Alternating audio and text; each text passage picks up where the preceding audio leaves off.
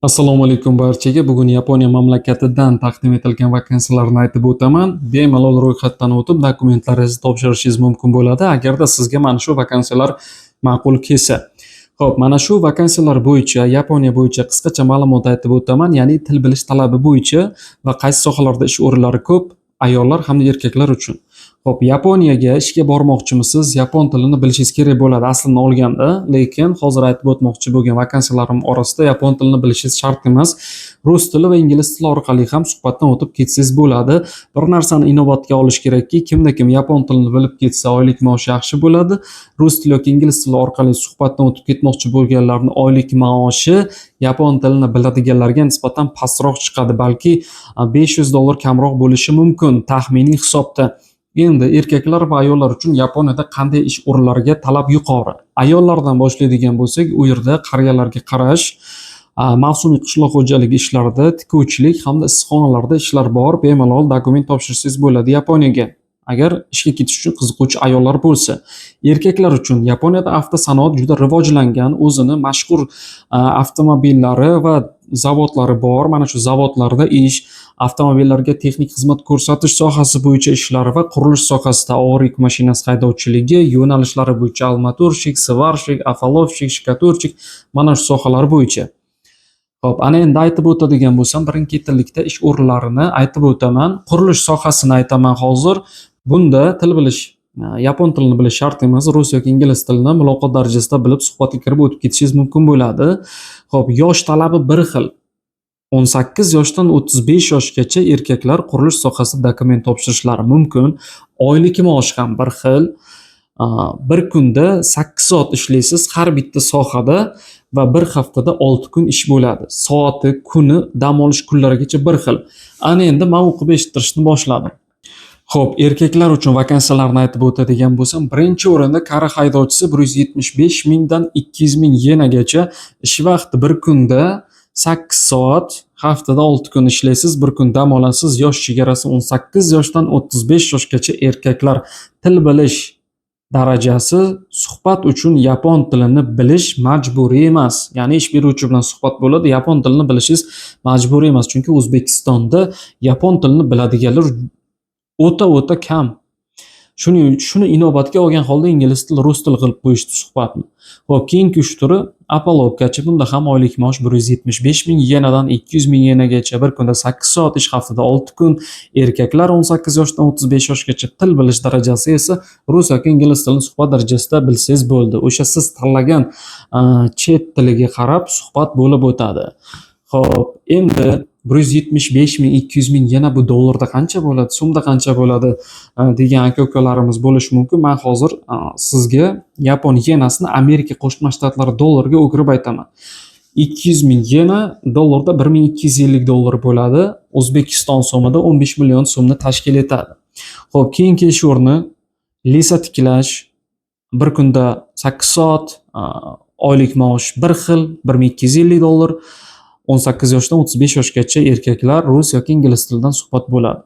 Xo'p, hozir sizga Microsoft O'zbekiston rasmiy Telegram kanaliga qanday obuna bo'lishni ko'rsataman. Telefon orqali yozib olingan video ma'lumot. Xo'p, hozir plus Telegram, kimda Telegram bo'lsa, mana shu ilovaga kirib olish kerak. Mana shu ilovaga kirganingizdan so'ng bu yerda poisk tugmasini bosasiz, ya'ni o'zbekchada qidiruv, va mana shu yerda katta harflar bilan migratsiya deb yoziladi va bu yerda pastki chiziq O'zbekiston. Xo'p, yozganingizda O'zbekiston migratsiyasi kelib chiqadi. Mana shu migratsiya O'zbekiston rasmiy Telegram kanalining ustiga bosganingizda bu yerda ishchi vakansiya Germaniya bo'yicha va balki Janubiy Koreya, Kanada, boshqa davlatlar bo'yicha, Birlashgan Arab Amirliklari va dunyo bo'yicha 30 ta davlatga yaqin mamlakatlar ichidan ishchi vakansiyalar taqdim etiladi. Oylik maoshlar, ketish xarajatlari hammasi to'liq aytib o'tilgan. Mana shu bu yerda qoldirilgan havola orqali onlayn ro'yxatdan o'tish havolasiga kirib, ro'yxatdan bemalol o'tishingiz mumkin bo'ladi, agarda sizga qaysidir davlatdagi bo'sh ish o'rni va vakansiya ma'qul kelsa. Svarka ishi 175 ming, 200 ming yena, bu degani $1250, haftada kuniga, oyiga ishlash soatlari bir xil, ish tajribasi so'ralmaydi. 18 yoshdan 35 yoshgacha rus yoki ingliz tili. Suhbatga kirish. Xo'p, 18 yoshdan 35 yoshgacha bo'lgan erkaklar yo'l qurilishiga ham topshirsalar bo'ladi. 175 ming yenadan 200 ming yenagacha 18 yoshdan 35 yoshgacha erkaklar. Keyingi ish turi umumiy qurilish sohasi 175 ming yenadan 200 ming yenagacha 8 soat ish bir kunda, haftada 6 kun 18 yoshdan 35 yoshgacha. Xo'p, ana endi oylik maoshlari balandroq ish o'rnini aytib o'taman. Avtosanoat bo'yicha oylik maosh $1600.